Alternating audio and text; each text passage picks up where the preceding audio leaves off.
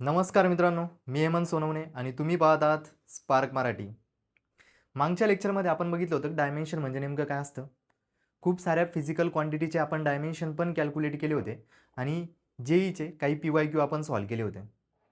आजच्या लेक्चरमध्ये आपल्याला पुढचा पॉईंट बघायचा आहे की जेईचे खूप सारे क्वेश्चन अजून सॉल्व्ह करण्यासाठी जेईचे असतील किंवा नीटचे असतील किंवा CETचे असतील काही इम्पॉर्टंट पॉईंट्स आहेत. ते इम्पॉर्टंट पॉईंट जर नाही कळले तर जेईचे क्वेश्चन किंवा CETचे कोणत्याही एक्झामचे क्वेश्चन सॉल्व्ह होणार नाही. तर चला बघू कोणते ते important points. First important points आहे की नंबर्स मस्ट बी डायमेन्शनलेस. कोणता पण नंबर आहे ना, तो नंबर डायमेन्शनलेस असेल. समजा मी ते 10 लिहितोय, ओके, आणि तुम्हाला जर कोणी विचारलं की हा जो 10 नंबर आहे, 10 नंबरचे डायमेन्शन काय असतील. मुळात कोणताही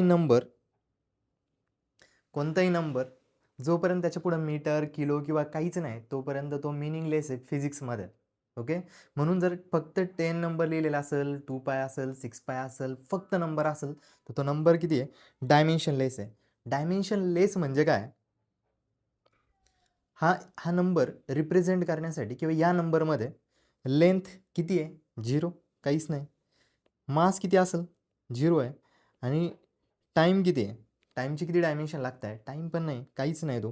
म्हणून something raise to 0 is equal to किती असतं, 1.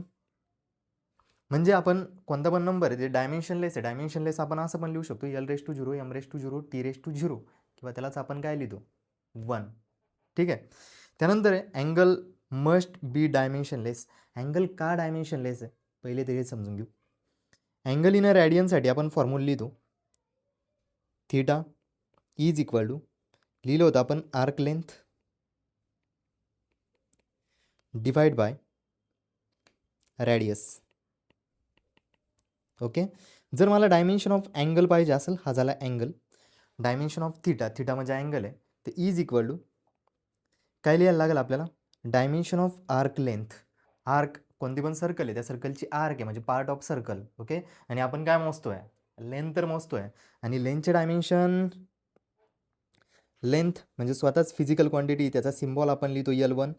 सेकंड आहे रॅडियस, डिवाइडला रॅडियस आहे. रॅडियस म्हणजे काय, कोणत्याही सर्कलच्या सेंटरपासून ते सर्कम्फरन्सपर्यंतचा अंतर म्हणजे डिस्टन्स. डिस्टन्स म्हणजे कोणती फिजिकल क्वांटिटी आहे, लेंथ आहे भाऊ. म्हणजे काय लिहितं, L1. आणि काय होईल माहिती का, हा L वरती जाईल आणि लेंथ कॅन्सल होऊन जाईल, म्हणजे L/0 येईल आणि समथिंग/0 इज इक्वल टू काय शिल्लक राहील, 1. याचाच अर्थ काय आला, कोणताही अँगल आहे, अँगल कसा असेल, डायमेन्शनलेस. समजलं आहे. कोणत्या अँगलचे डायमेन्शन आहे म्हणजे डायमेन्शन ऑफ थीटा किती लिहायचं, L/0, म्हणजे एलचे कोणतेच कोऑर्डिनेट नाही, डायमेन्शन नाही लागणार, M/0 किंवा T/0 किंवा आपण त्यालाच इज इक्वल टू 1 पण लिहू शकतोय. आता जर अँगल 0 असेल, सॉरी अँगल जर डायमेन्शनलेस असेल तर कोणतेही ट्रिग्नोमॅट्रिक फंक्शन, बरं का ट्रिग्नोमॅट्रिक फंक्शन डायमेन्शनलेस असेल, कारण ना जो आपण ट्रिग्नोमॅट्रीचा चार्ट बघतो, आठवतंय, त्या चार्टमध्ये साईन 0ची व्हॅल्यू 0. ओके, साईन कोणता पण अँगल त्याच्यात पुट करतोय आपण, त्याच्यानंतर साईन 30, 1/2, त्यानंतर साईन 45, 1/√2, म्हणजे एक नंबर येऊ राहिला. साईनच्या मध्ये अँगल टाकल्यानंतर आपल्याला नंबर येणार आहे, नंबर डायमेन्शनलेस असतो. म्हणून पूर्ण ट्रिग्नोमॅट्रिक जे फंक्शन असेल ना ते कायम डायमेन्शनलेस असेल. अल्सो हे पण ध्यानात ठेवा, अल्सो एनी ट्रिग्नोमॅट्रिक फंक्शन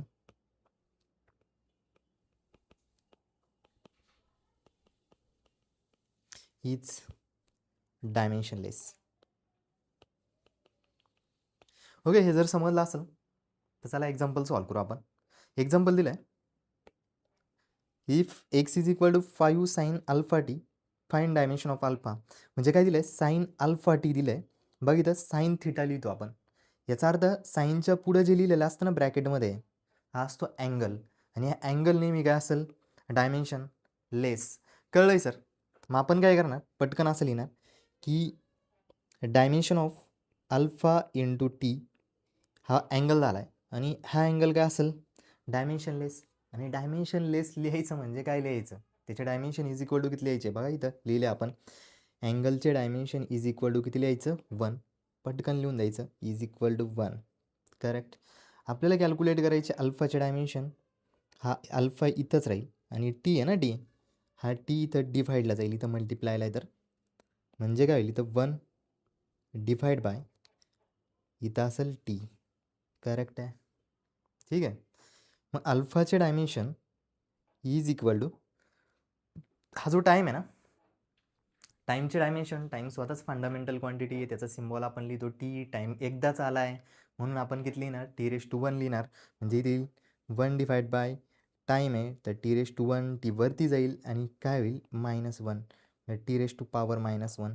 पण जर आपल्याला डायमेन्शन लिहायचे असतील तर जरी इथं लेंथ वगैरे काहीच नाही तरी आपण असं लिहितो लेंथची पावर 0 m 0 आहे आणि टीचे डायमेन्शन किती आहे -1.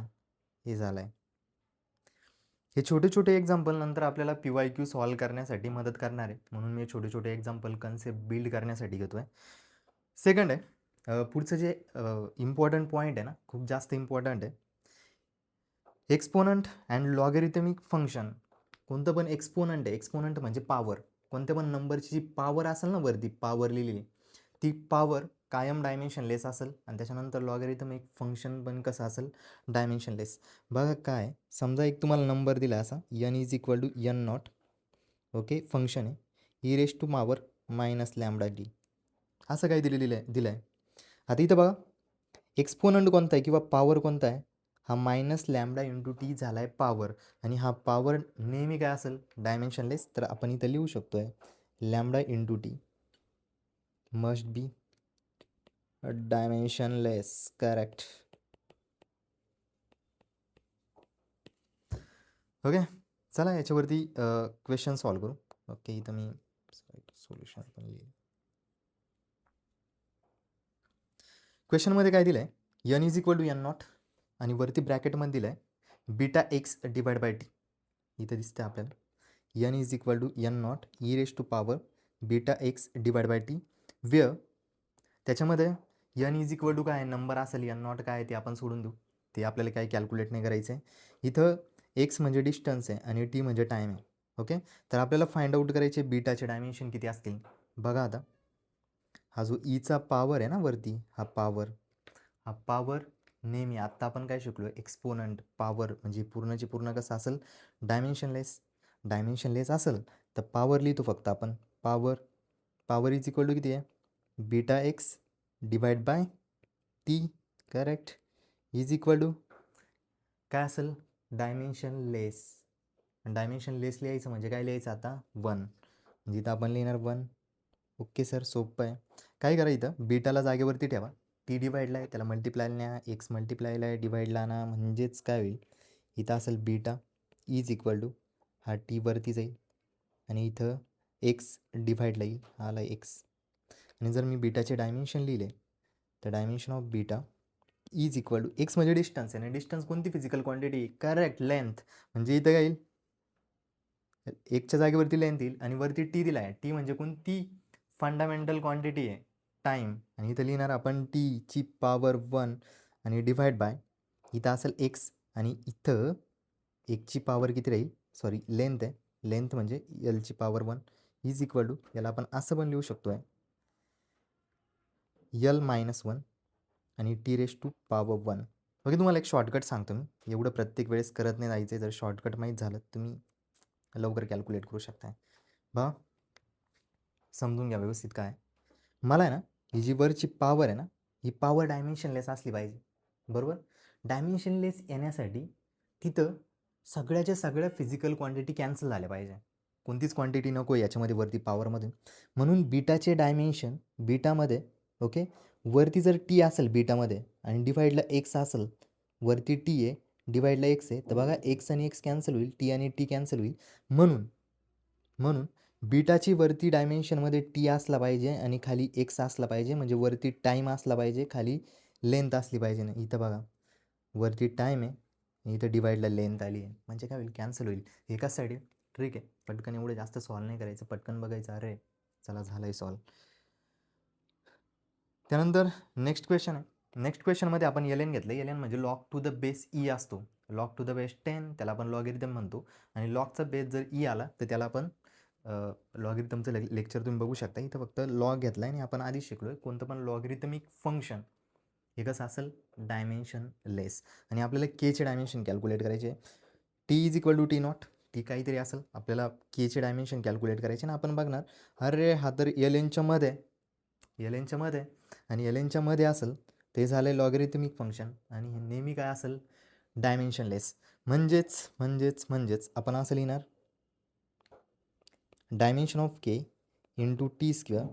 याचे डायमेन्शन इज इक्वल टू सांगा किती असतील. डायमेन्शन लेस म्हणजे किती लिहायचं L raise to zero, M raise to zero आणि टी रेस टू झिरो म्हणजेच किती येणार 1. करेक्ट. आता मला डायमेन्शन ऑफ के पाहिजे ना, टी नको आहे. टी इक्वल टूच्या त्या साईडला जाईल आणि डिवाईडला जाईल. इथं डायमेन्शन ऑफ टी येईल आणि टी नाही फक्त टीचा स्क्वेअर आहे. Okay. Dimension of K is equal to 1 divide by T. किती वेळा आला आहे 2 वेळा. आणि टी म्हणजे काय टाईम आहे. टाईमचा सिम्बॉल काय आहे कॅपिटल टी. इथं कॅपिटल टीचा स्क्वेअर. कॅपिटल टी आता वरती जाईल आणि इथं होईल dimension is equal to T raise to power -2. Okay. जर आपल्याला केचे डायमेन्शन व्यवस्थित लिहायचे असतील तर आपण असं लिहिणार की लेंथ नाहीच आहे त्याच्यात, तर लेंथची गरज नाही. L raise to zero, M पण नाही आला, एम रेस टू झिरो आहे आणि टी रेस टू पॉवर किती येईल -2. करेक्ट. Very good. जबरदस्त. त्यानंतर एक छोटासा प्रश्न विचारतो तुम्हाला. ओके. मला सांगा, हे प्रश्न जरा फनी आहे पण चला आता काय विचारावं लागतंय. मला सांगा 5 मीटर आणि 2 ग्रॅम इज इक्वल टू किती होईल. 5 मीटर अधिक 2 ग्रॅम किती होईल. ते म्हणणार काय सर वेळ लागलाय काय संबंध आहे. मीटर आणि ग्रॅम कधी ॲड होईल. मीटर म्हणजे काय, मीटर म्हणजे अंतर आहे. अंतरामध्ये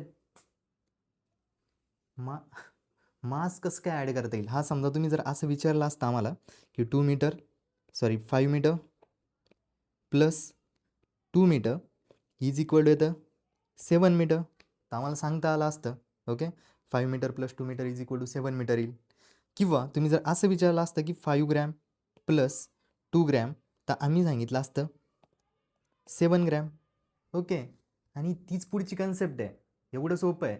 याच्यामध्ये काय शिकायचं माहिती का, इम्पॉर्टंट काय का आपण ज्यावेळेस ॲडिशन आणि सबट्रॅक्शन करतो किंवा कोणतं पण एखादं एक्सप्रेशन असेल किंवा कोणतं पण एखादं इक्वेशन असेल, त्या इक्वेशनमध्ये आपण ॲडिशन कशाची करू शकतोय, सेम फिजिकल क्वांटिटीचे आपण ॲडिशन करू शकतोय. Same physical quantity. आपण मासची आणि लेंथची ॲडिशन नाही करू शकत. आताच इथं सांगितलं आहे तुम्ही नाही करू शकत. याचा अर्थ ज्यावेळेस पण इक्वेशन येईल आणि त्याच्यामध्ये ॲडिशन किंवा सबट्रॅक्शन असेल किंवा इज इक्वल टू असेल तर ध्यानात ठेवायचं पूर्ण इक्वेशनमध्ये सगळ्या क्वांटिटी कशा असल्या पाहिजे सेम. म्हणजे ही पण मीटरमध्ये म्हणजे ही पण लेंथ आहे, ही पण लेंथ आहे आणि इक्वल टू पण लेंथच येईल. असं नाही होणार की लेंथची ॲडिशन केल्यानंतर इकडं मास येईल किंवा इकडं टाईम येईल, असं पण नाही होत. म्हणून ध्यानात ठेवायचं कायम सेम फिजिकल क्वांटिटीचे ॲडिशन होईल. आणि त्यालाच युनिट अँड डायमेन्शनमध्ये एक नाव दिलं. नाव थोडंसं असं अवघड वाटण्यासारखं आहे पण अवघड काही नाही. त्याला म्हणतं प्रिन्सिपल ऑफ होमोजिनिटी. नाव आहे होमोजिनिटी. नावाचं टेन्शन नाही घ्यायचं. इम्पॉर्टंट आहे कन्सेप्ट कळला संपलं आहे. प्रिन्सिपल ऑफ होमोजिनिटी काय सांगते, by the only same physical quantity can be added or subtract. फक्त सेम फिजिकल क्वांटिटी काय होतील ॲड होतील किंवा सबट्रॅक्ट होतील. ठीक आहे sir.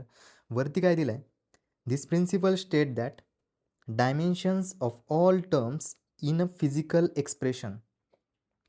Dimension of all terms कोणाचे डायमेन्शन आहे, सगळ्या टर्म्स कशामध्ये, कोणत्या पण फिजिकल एक्सप्रेशनमध्ये, कोणत्या पण इक्वेशनमध्ये जेवढ्या पण टर्म येत आहे त्या सगळ्यांचे डायमेन्शन कसे असतील सेम असतील.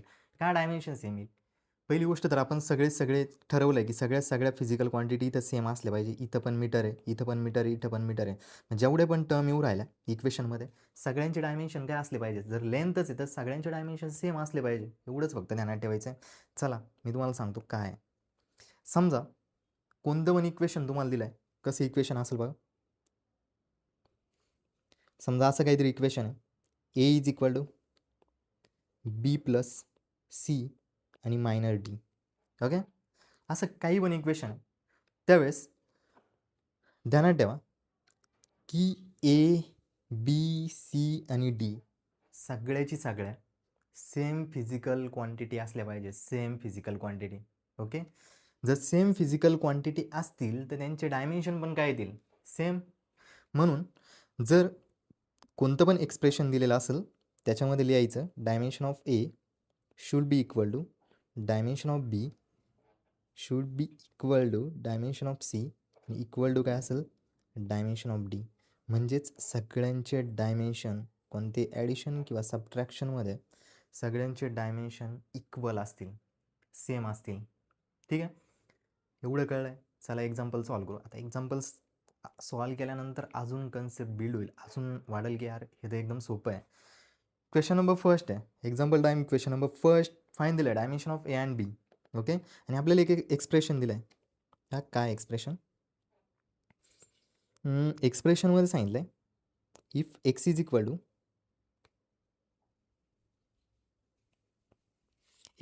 टू दिलं आहे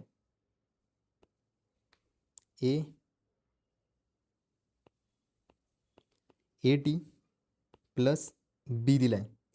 ओके, याच्यामध्ये एक्स इज इक्वल टू काय रे, एक्स इज इक्वल टू काय बघा, डिस्प्लेसमेंट, आणि टी इज इक्वल टू काय दिला आहे, टाईम दिला आहे. आपल्याला डायमेन्शन कॅल्क्युलेट करायची एचे आणि बीचे. ओके ठीक आहे, मला एक सांगा, इथं आता 2 टर्मची ॲडिशन आहे आणि इज इक्वल टू तिसरी टर्म येऊ राहिली. इथं ए टी आहे, ही एक टर्म झाली, हिची ॲडिशन बी बरोबर होऊ राहिली. याचा अर्थ ए टीचे आणि बी टीचे डायमेन्शन बीचे डायमेन्शन आणि ए टीचे डायमेन्शन कसे असले पाहिजे, सेम असले पाहिजे. कारण सेम फिजिकल क्वांटिटी असतील तरच ॲडिशन होईल. म्हणजे समजा हे जर मास असेल तर हे बी पण मास असायला पाहिजे, हे जर मीटर असेल तर बी पण मीटर असायला पाहिजे आणि हे पण मीटर असायला पाहिजे. करेक्ट, तरच आपण ॲडिशन आणि इज इक्वल टू असं लिहू शकतो, अदरवाईज नाही लिहू शकत. म्हणून असं लिहिताना आता वरती जे आपण एक्सप्रेशन आधी लिहिलं होतं बघा, इथं असं काहीतरी असेल, addition subtraction is equal to सगळ्या ज्या टर्म्स येतील त्याच्यामध्ये सगळ्यांचे डायमेन्शन इक्वल असतील. आणि मग आपण काय करणार, इथं सरळ लिहू शकतोय dimension of X should be equal to dimension of A T is equal to dimension of B. 3 term आहे आणि तिन्ही पण टर्मचे डायमेन्शन इक्वल असतील. ठीक आहे, याच्यामध्ये एक एक सॉल्व करू. ओके, सगळ्यात आधी आपण बघणार आहे बीचे डायमेन्शन, कारण की मला बीचे डायमेन्शन थोडंसं सोपं वाटतं आहे. इथून मी असं लिहू शकतो याच्यावरून, याच्यावरून सगळे जर इक्वल असतील तर मी असं लिहू शकतो आहे ना, की dimension of X should be equal to dimension of B. Yes sir.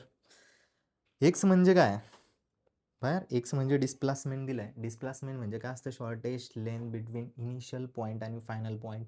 म्हणजे डिस्प्लेसमेंट म्हणजे पण अंतरच आहे, लेंथच आहे. आणि जर लेंथ असेल तर आपण इथं लिहू शकतोय L raise to power 1 is equal to, इथे येईल बी, डायमेन्शन ऑफ बी.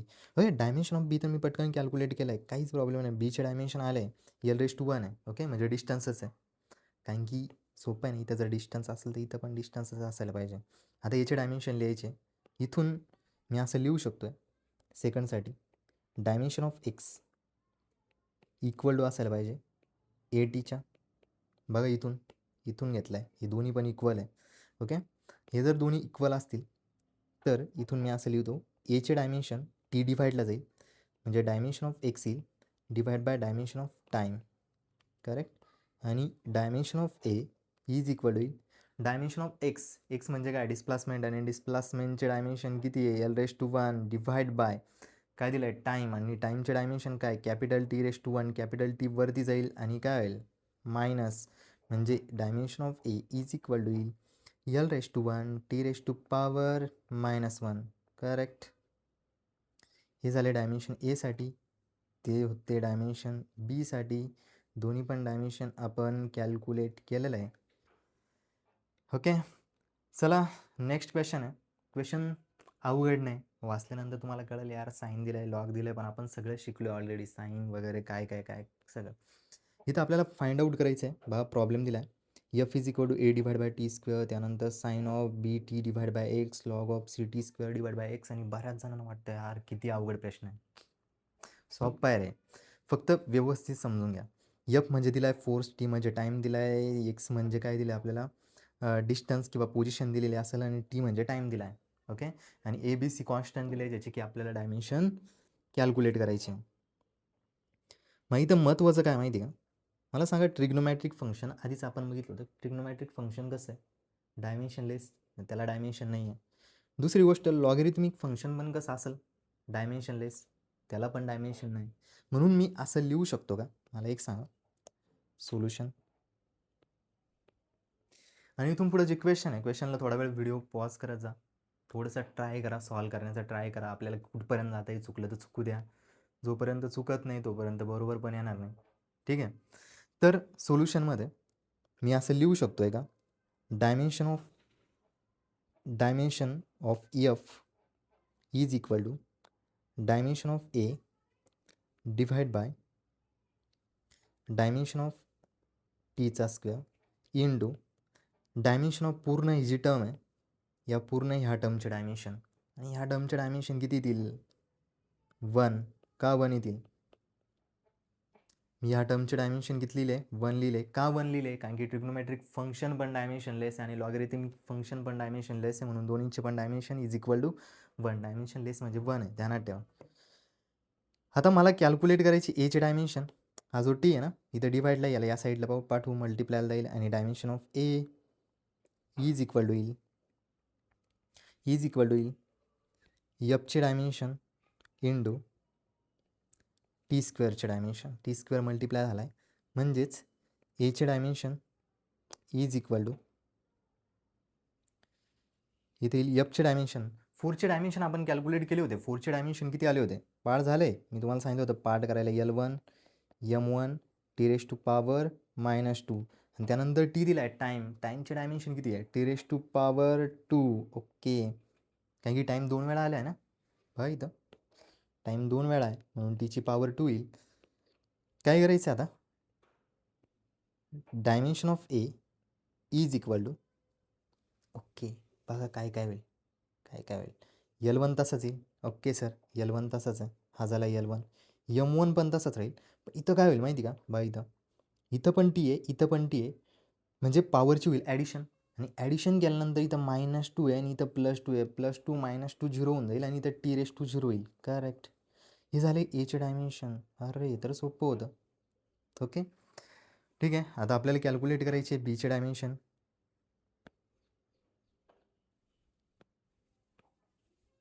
बीचे डायमेन्शन कॅल्क्युलेट करायचे. ओके, बीचे डायमेन्शन कॅल्क्युलेट करण्यासाठी मला इथं दिसतंय साईनचं काहीतरी फंक्शन आहे आणि त्याच्यामध्ये बी आहे. पण मी तुम्हाला सांगितलं साईनच्या मध्ये जर असेल काहीतरी, ओके, साईन इंटू समथिंग काहीतरी असेल तर तो अँगल असला पाहिजे, आणि आपण शिकलो अँगल डायमेन्शनलेस आहे, म्हणून मी इथून असं लिहू शकतो आहे की dimension of B T divide by X हा पूर्ण झाला आहे अँगल, हा इथचा अँगल, आणि हा अँगल किती असला पाहिजे, डायमेन्शनलेस, म्हणजे इज इक्वल टू काय लिहायचं, 1. म्हणून इथं dimension of B is equal to X वरती जाईल, इथं डायमेन्शन ऑफ एक्स आणि टी डिवाइडला येईल. तसं मी तुम्हाला ट्रिक पण सांगितली आधी, त्या ट्रिकवरून डायरेक्ट तुम्ही कॅल्क्युलेट करू शकताय. बीचे डायमेन्शन असे असले पाहिजे, किंवा बी असा असला पाहिजे, बीमध्ये वरती एक्स असला पाहिजे, बघा इथं वरती एक्स असला पाहिजे, डिवाइडला टी असला पाहिजे, म्हणजे टी आणि एक्स कॅन्सल होऊन जाईल. डायमेन्शन लगेच तुम्हाला कॅल्क्युलेट करता येतील. वरती एक्स म्हणजे L1, टी खाली आहे ना T⁻, इथं बी इज इक्वल टू, इथं असेल L1 आणि टी वरती जाईल, आणि टाईमचे डायमेन्शन आहे T⁻⁻1. हे झालं आहे बी. डायरेक्ट आता मी कॅल्क्युलेशन करतो आहे, कारण की भरपूर आता तुम्हाला समजायला लागलं आहे. त्यानंतर लॉगरिथमिक फंक्शनसाठी, ओके, आणि लॉगरिथमिक फंक्शन सीचे डायमेन्शन आपल्याला कॅल्क्युलेट करायचे, आणि आपण हे पण शिकलो की लॉगरिथमिक फंक्शनसुद्धा काय असतं, डायमेन्शनलेस. म्हणजेच लॉगच्यामध्ये तुम्हाला दिसतं ना जेवढं पण ते इज इक्वल टू, त्याचे dimension is equal to dimensionless म्हणजेच किती, 1. ओके सर, आणि काय दिलं आहे त्याच्यामध्ये, dimension of CT² divide by X, आणि ही टर्म कशी असेल, डायमेन्शनलेस, आणि डायमेन्शनलेस म्हणजे किती डायमेन्शन आहे त्याचे, 1. करेक्ट, इथं येईल सीचे डायमेन्शन इज इक्वल टू, हा एक्स वरती जाईल, इथं एकचे डायमेन्शन डिवाइड बाय, इथं येईल T² डायमेन्शन. ठीक आहे सर, एकचे डायमेन्शन किती असतील, L⁻1 डिवाइड बाय टीचे डायमेन्शन किती असतील, टी 2 वेळा आला आहे, T², टी वरती जाईल आणि पॉवर मायनस होईल, म्हणजेच येईल L1 T⁻²-2. अरे सीचे पण आपण डायमेन्शन कॅल्क्युलेट केले, म्हणजे एचे, बीचे आणि सीचे डायमेन्शन कॅल्क्युलेट करता यायला लागले आपल्याला. ओके सर, सेकंड एक्झाम्पल आहे. अरे सोल्युशन सेकंड एक्झाम्पल आहे. सेकंड एक्झाम्पलमध्ये काय दिलं आहे, इफ P प्लस A/V² आणि V minus B is equal to RT. P is equal to pressure आहे, V is equal to volume आहे आणि T is equal to temperature आहे. तर आपल्याला कॅल्क्युलेट करायचं आहे डायमेन्शन ऑफ ए आणि बीचे डायमेन्शन. ओके, बा हा P म्हणजे प्रेशर आहे, V म्हणजे व्हॉल्यूम आहे, ए कॉन्स्टंट आहे, इथं बी कॉन्स्टंट आहे आणि T म्हणजे टेम्परेचर आहे. ओके, आणि R कॉन्स्टंट असतो, ते सध्या आपल्याला गॅस कॉन्स्टंट वगैरे ते नाही शिकायचं. आपल्याला काय करायचं आहे, फक्त एचे आणि बीचे डायमेन्शन कॅल्क्युलेट करायचे आहे. ओके सर, डायमेन्शन कॅल्क्युलेट करण्यासाठी, आणि हा प्रॉब्लेम तुम्हाला सांगू JEEमध्ये 2 ते 3 वेळा विचारला आहे सेम, ए आणि बीचे डायमेन्शन कॅल्क्युलेट करण्यासाठी. आणि सोपं आहे, फक्त एकदा व्यवस्थित ध्यानात ठेवा काय करायचं आहे. इथं ना पीची म्हणजे प्रेशरची आणि A/V² ॲडिशन केली. ॲडिशन आपण कशाची करू शकतो, सेम फिजिकल क्वांटिटीची. म्हणजेच कळलं तुम्हाला, प्रेशरचे डायमेन्शन आणि ह्या पूर्ण याचे डायमेन्शन कसे असले पाहिजे, सेम. ओके सर, मग आपण इथं लिहू शकतो सोल्युशनमध्ये, dimension of pressure should be equal to dimension of A/V².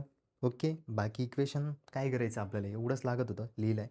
Second याच्यामध्ये बी कॅल्क्युलेट करायचं आहे. बी आहे ना व्हीमधून मायनस केला आहे. बी व्हीमधून मायनस कधी करू शकतो, सबट्रॅक्शन कधी करू शकतो, जर व्हीचे डायमेन्शन आणि बीचे डायमेन्शन सेम असतील तरच आपण सबट्रॅक्शन करू शकतोय. म्हणजेच इथे येईल dimension of V is equal to dimension of B. Correct आहे. इथून आपल्याला प्रेशरचे डायमेन्शन लिहायचे आणि प्रेशरचे डायमेन्शन किती होते, L⁻⁻1. आठवते प्रेशरचे फोर्स डिवाइड बाय एरिया लिहिला होता. Okay, L⁻⁻1 M1 T⁻⁻2 is equal to, इथे डायमेन्शन ऑफ ए आणि डिवाइड बाय व्हॉल्यूम आहे. व्हॉल्यूमचे डायमेन्शन किती होते, एकदम मागच्या लेक्चरमध्ये स्टार्टिंगलाच आपण व्हॉल्यूमचे डायमेन्शन शिकलो होतो. व्हॉल्यूमला 3 डायमेन्शन लागतात.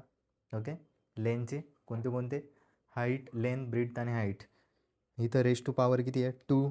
ओके, इथं राहील L⁻⁻1 M1 T⁻⁻2 is equal to, इथं असेल ए डिवाइड बाय, बघा इथं पॉवरची पॉवर आहे 3 पण आणि 3ची पॉवर 2 आहे. ज्यावेळेस पॉवरची पॉवर असेल त्यावेळेस या दोन्हींचं मल्टिप्लिकेशन करायचं आणि इथे येईल एलची पॉवर 6. हा इथं मल्टिप्लाय जाईल, मल्टिप्लाय केल्यानंतर dimension of A is equal to L⁻⁻1 M1 आणि T⁻⁻2 आणि हा झाला आहे L⁻6 इथं आला आहे.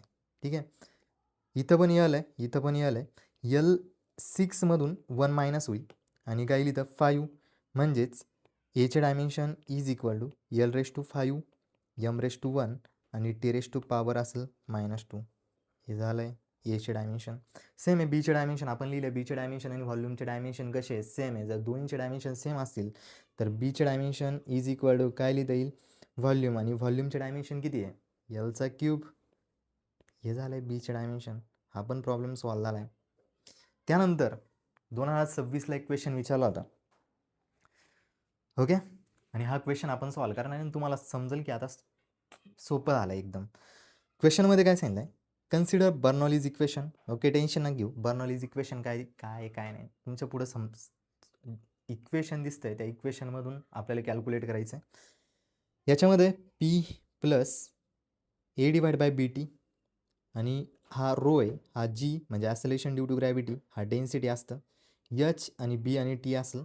ओके, पुढं हा रो आहे आणि हा व्हॉल्यूम आहे इज इक्वल टू कॉन्स्टंट, असं काहीतरी आपल्याला दिलं आहे. याच्यामध्ये आपल्याला काय कॅल्क्युलेट करायचं माहिती आहे का, ए आणि बीचे डायमेन्शन कॅल्क्युलेट करायचे.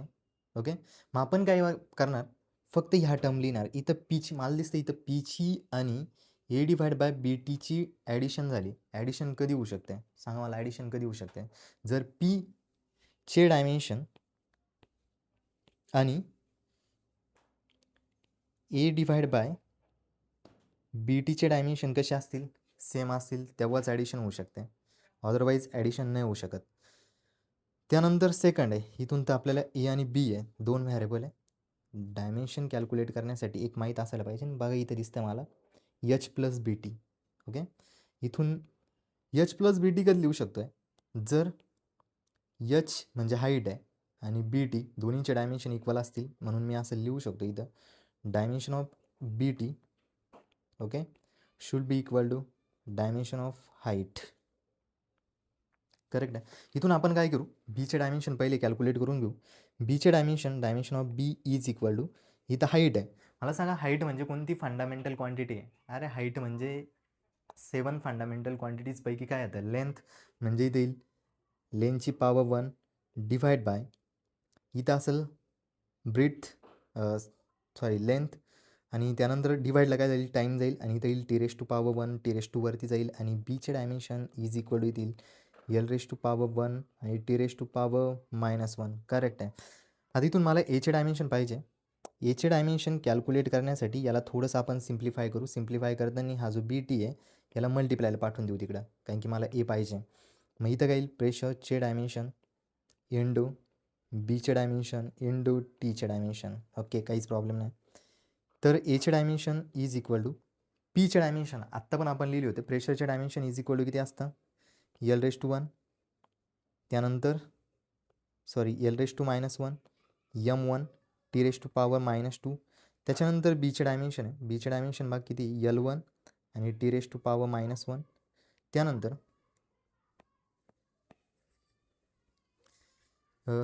एक मिनिट,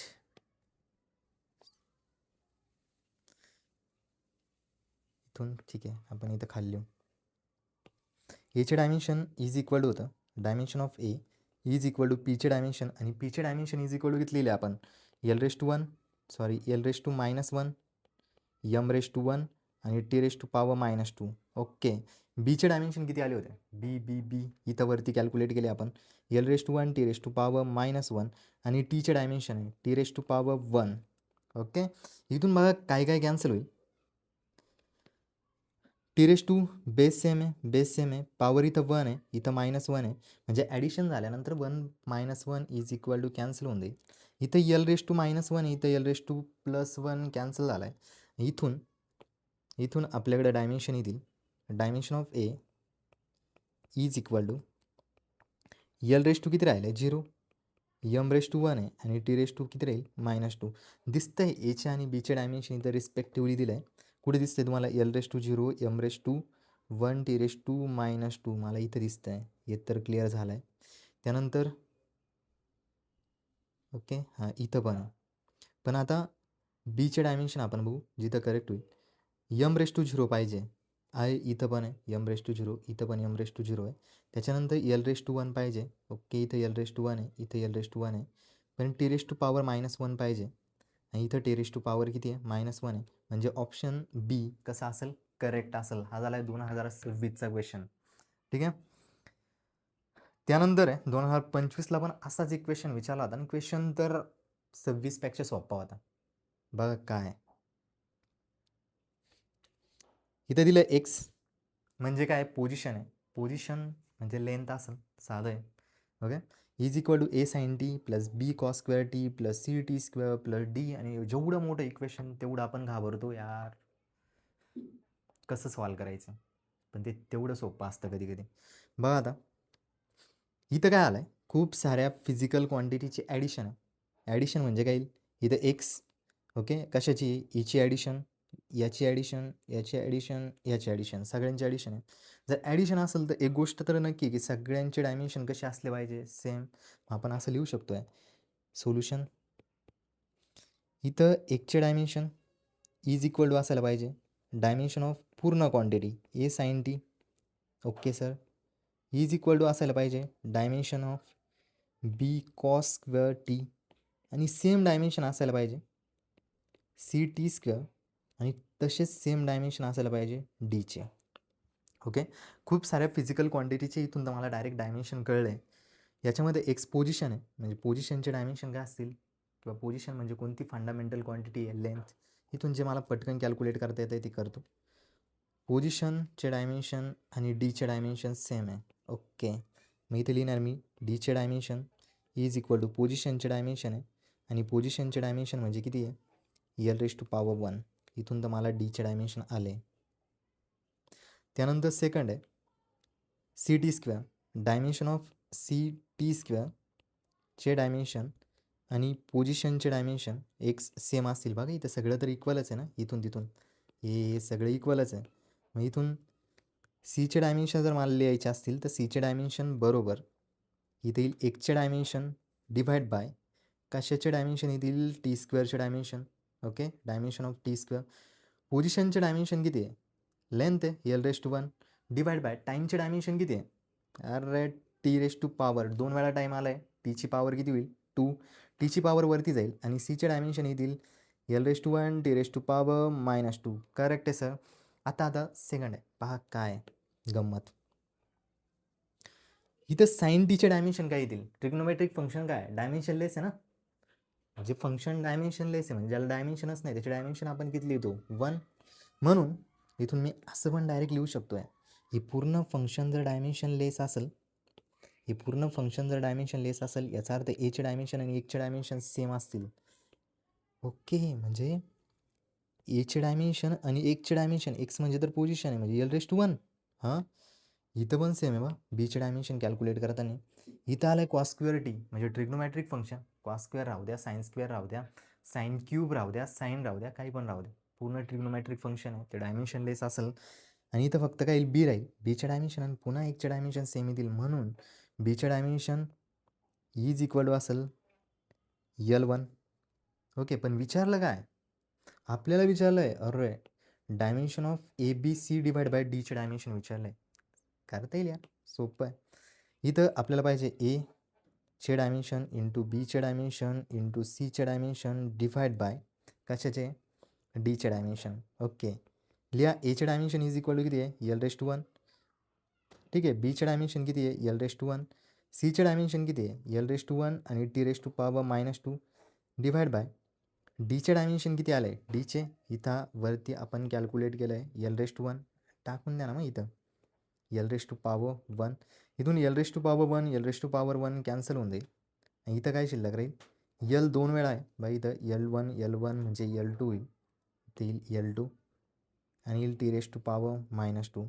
हे झालं आहे A dimension of A into dimension of B into dimension of C divide by डीचे डायमेन्शन. हे आलं आहे ऑप्शनमध्ये दिसतंय कुठं L2 T⁻², L2 T⁻². अरे फर्स्टच ऑप्शन आहे, हे ऑप्शन करेक्ट होता. त्यानंतर आपण बघणार आहोत ॲप्लिकेशन ऑफ डायमेन्शन. ह्याच्यामध्ये फर्स्ट ॲप्लिकेशन आहे डायमेन्शनचं. डायमेन्शन कशासाठी यूज केलं जाणार आहे to check the dimensional correctness. Okay, कोणताही फॉर्म्युला आहे तो फॉर्म्युला करेक्ट आहे की रॉंग आहे हे चेक करण्यासाठी आपण यूज करणार आहे ॲप्लिकेशन ऑफ डायमेन्शन. याच्यामध्ये काय राहील कोणते इक्वेशन असेल, समजा आपण इक्वेशन जर लिहिलं A+B is equal to C असेल. आता हे जे इक्वेशन आहे हे डायमेन्शनली करेक्ट कधी राहील ज्यावेळेस या साईडचे डायमेन्शन आणि इक्वल टूचे त्या साईडचे दोन्ही पण साईडचे डायमेन्शन ज्यावेळेस इक्वल असतील त्यावेळेस आपण असं लिहू शकतो की हा फॉर्म्युला डायमेन्शनली करेक्ट आहे. म्हणजेच आपण असं लिहितो dimension of LHS left hand साईडचे डायमेन्शन इज इक्वल टू असायला पाहिजे डायमेन्शन ऑफ RHS. कोणतं पण इक्वेशन आहे त्या इक्वेशनच्या राईट हँडचे डायमेन्शन आणि जर लेफ्ट हँडचे डायमेन्शन सेम येत असतील तरच आपण असं म्हणू शकतो की तो फॉर्म्युला डायमेन्शनली करेक्ट आहे, अदरवाईज तो फॉर्म्युला डायमेन्शनली इनकरेक्ट असेल. आणि जर फॉर्म्युला डायमेन्शनली इनकरेक्ट असेल तर तो फॉर्म्युला कधीच करेक्ट येणार नाही, तो फॉर्म्युला फिजिकली पण रॉंग असेल.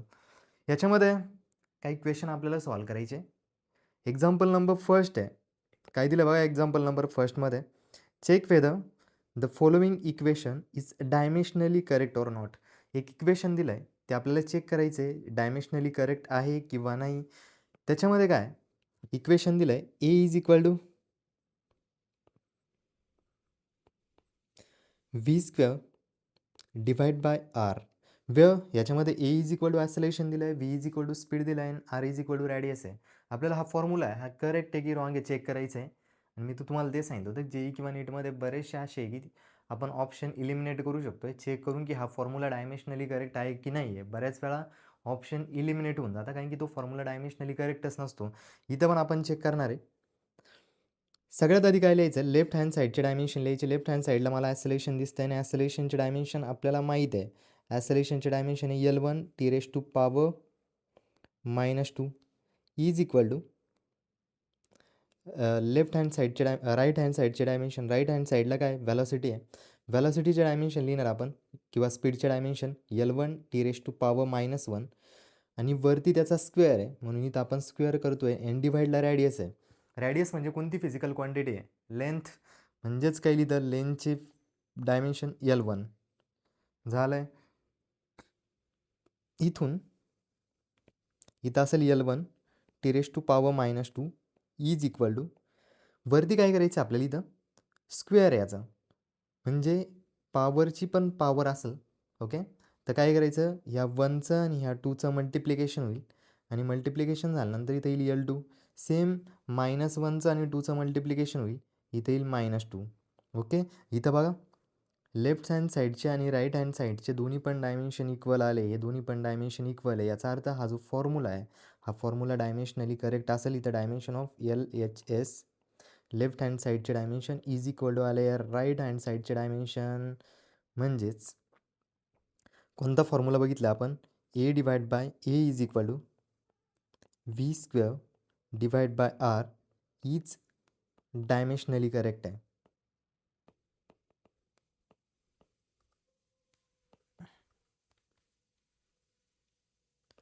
करेक्ट.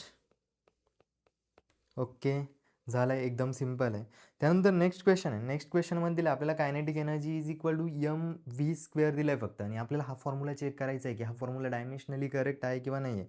तर ठीक आहे, फर्स्ट काय दिलं इथं, kinetic energy is equal to दिलं आहे mv². कायनेटिक एनर्जीचा फॉर्म्युला आधी आपण बघितला, मला माहिती आहे फॉर्म्युला असा नसतो, तरी आपण चेक करणार आहे की हा फॉर्म्युला डायमेन्शनली करेक्ट आहे की नाही. मग इथं काय लिहायचं, LHS लेफ्ट हँड साईडचे डायमेन्शन म्हणजे dimension of kinetic energy equal असायला पाहिजे डायमेन्शन ऑफ मास आणि व्हॅलॉसिटीचा स्क्वेअर. करेक्ट. कायनेटिक एनर्जी कोणती पण एनर्जी त्याचे डायमेन्शन आपण बघितले होते, L1 असतं, डायमेन्शन असतं L1, त्याच्यानंतर L2, त्यानंतर M1 आणि T⁻⁻2 इज इक्वल टू होईल डायमेन्शन ऑफ मासचे डायमेन्शन m⁻⁻1. व्हॅलॉसिटी आहे, व्हॅलॉसिटीचे डायमेन्शन आपण बघितले होते L1 T⁻⁻2. ओके, -1 आणि इथे येईल याचा ब्रॅकेट स्क्वेअर. इथं सेम आहे, L² M1 T⁻⁻2 is equal to.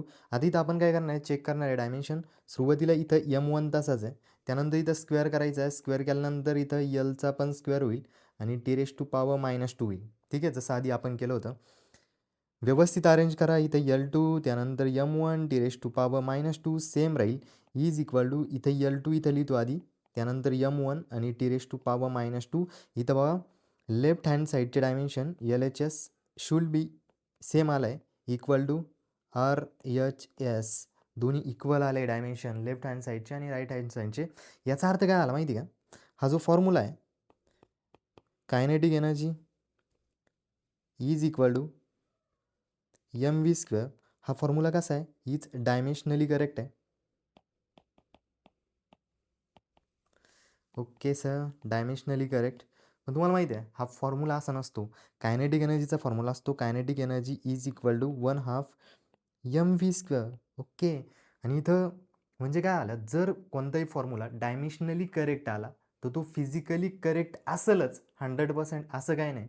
पण समजा एखादा फॉर्म्युला जर डायमेन्शनली इनकरेक्ट असेल, आता बघा इथं हा जो फॉर्म्युला डायमेन्शनली करेक्ट आला आहे, आधीचा फॉर्म्युला इथं डायमेन्शनली करेक्ट होता, तर हा फॉर्म्युला सेंट्रिपिटल ॲक्सेलरेशनचा आहे. सेंट्रिपिटल ॲक्सेलरेशनचा फॉर्म्युला सेम असाच येतो, म्हणजे करेक्ट आहे. पण इथं काय झालं, हा जो फॉर्म्युला आहे ना हा डायमेन्शनली करेक्ट आला आहे पण फिजिकली इनकरेक्ट आहे, कारण की फॉर्म्युला असतो 1/2 mv². म्हणून समजा फॉर्म्युला डायमेन्शनली करेक्ट असेल but it is physically incorrect.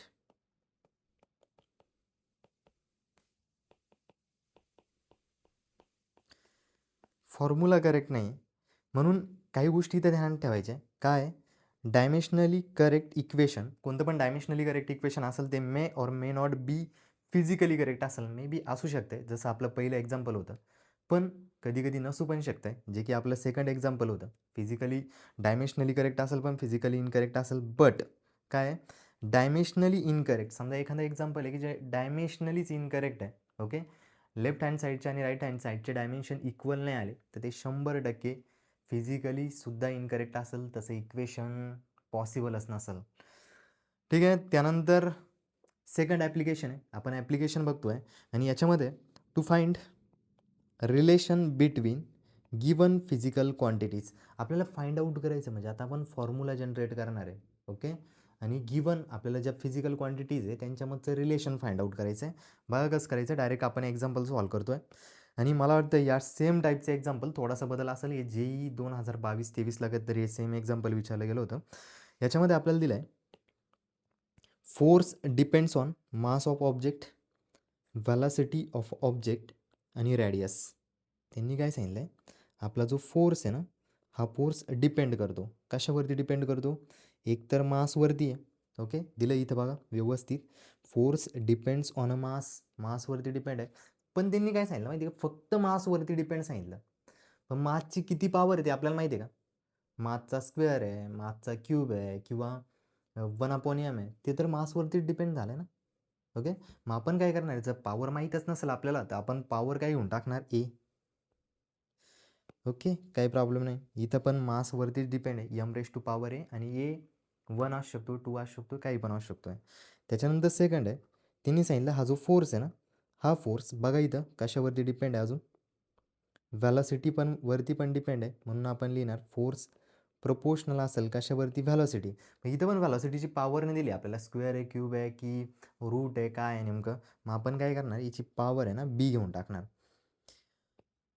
आणि आणि लास्टला त्यांनी सांगितलं हा फोर्स अजून कशावरती डिपेंड आहे, तर फोर्स डिपेंड आहे कशावरती, रॅडियसवरती, म्हणून रॅडियसची पॉवर काय घेऊन टाकणार आपण वरती, सी घेणार. आता काय करायचं, फोर्स मासवरती प्रोपोर्शनल आहे, फोर्स व्हॅलॉसिटीवरती प्रोपोर्शनल आहे, फोर्स रॅडियसवरती पण प्रोपोर्शनल आहे, सगळ्यांना कंबाईन करायचं आणि एक इक्वेशन तयार करायचं. आणि इक्वेशन तयार केल्यानंतर फोर्स प्रोपोर्शनल टू येईल m⁻⁴ ओके, त्यानंतर v⁻⁴ आणि त्यानंतर येईल r⁻⁴ ओके, म्हणजे सगळ्यांवरती डिपेंड आला आहे, A, B, C सगळ्यांवरती डिपेंड आहे, मास, व्हॅलॉसिटी आणि रॅडियसवरती डिपेंड आहे. आता कोणतेही प्रपोर्शनॅलिटी साईन काढून टाकायचं असेल, इथं प्रपोर्शनॅलिटी साईन आहे, ते जर आपल्याला काढून टाकायचं आहे, कॅन्सल करायचं असेल, तर एक कॉन्स्टंट द्यावा लागतो. म्हणून आपण असं लिहू शकतो की force is equal to some constant, K काहीतरी कॉन्स्टंट असेल, तर कॉन्स्टंटची व्हॅल्यू काही पण असू शकते, 1 2 3 4 5 किंवा काही पण असेल. इथं आलं आहे कॉन्स्टंट. त्यानंतर इथं येईल मास r⁻⁴, व्हॅलॉसिटी r⁻⁵ आणि रॅडियस r⁻ किती येईल, सी येईल, ओके. आणि आपल्याला आता काय करायचं आहे, ही जी पॉवर आहे ना, ती पॉवर कॅल्क्युलेट करायची, इम्पॉर्टंट. हे तर झालं आहे, इथून मी असं लिहू शकलो की प्रपोर्शनल आहे, पण प्रपोर्शनल म्हणजे किती आहे, कितीच्या प्रपोर्शनल आहे, स्क्वेअर, क्यूब वगैरे ते सगळं कॅल्क्युलेट करायचं आहे. त्यानंतर जी स्टेप आहे, इथं काय करायचं, सगळ्यांचे डायमेन्शन लिहायचे. या केसमध्ये आपल्याला सगळ्यांचे डायमेन्शन माहीत असले पाहिजे, हे बेसिक आहे. हे फोर्स, व्हॅलॉसिटी, ॲसेलेरेशन वगैरे, डिस्प्लेसमेंट वगैरे यांचे डायमेन्शन पार्ट असले पाहिजे, कारण की परत परत लागतील. फोर्सचे डायमेन्शन असतं काय, L1 m1 t⁻⁻² is equal to, आता कॉन्स्टंटचे तर आपल्याला डायमेन्शन नाही माहीत आहे, ओके. त्यानंतर आपण पुढची क्वांटिटी घेणार आहे, कॉन्स्टंट तर तसंच राहील. इथे येईल डायमेन्शन ऑफ मास, मासचे डायमेन्शन, आणि मासचे डायमेन्शन काय असतं, m⁻⁴ आणि त्याचा पॉवर किती आहे, ए. नंतर आहे व्हॅलॉसिटी, व्हॅलॉसिटीचे डायमेन्शन काय असतं, L⁻⁴ t⁻⁻1 आणि वरती त्याची पॉवर दिली आपल्याला बी, ओके सर. त्यानंतर आहे रॅडियस, आणि रॅडियस म्हणजे कोणती फंडामेंटल क्वांटिटी आहे, रॅडियस म्हणजे असेल लेंथ, आणि इथं येईल लेंथची पॉवर 1 आणि त्याची पॉवर किती दिली इथं, सी. बाकी सगळं सेम राहील. इथं काय करायचं माहिती का, पॉवरची पॉवर इथं 1, त्याची पॉवर ए दिली आहे, म्हणजे यमची पॉवर 1 आणि पुन्हा त्याची पॉवर ए दिली आहे, त्यावेळेस पॉवरचं मल्टिप्लिकेशन होतं, आणि मल्टिप्लिकेशन केल्यानंतर इथं is equal to m1 into A, correct. इथं बघा सेम आहे, इथं 1 इंटू बी, इथं याचं मल्टिप्लिकेशन होईल आणि टी ची पॉवर -1 आणि बीचं मल्टिप्लिकेशन होईल, म्हणजेच इथे येईल L raise to power B आणि T raise to power -B. Okay. आणि इथं पुन्हा यलची पॉवर 1 आहे आणि पॉवर सी आहे, त्यावेळेस दोन्हीचं मल्टिप्लिकेशन होईल आणि यलची पॉवर इथं सी येईल. ठीक आहे सर, समजतंय. ओके.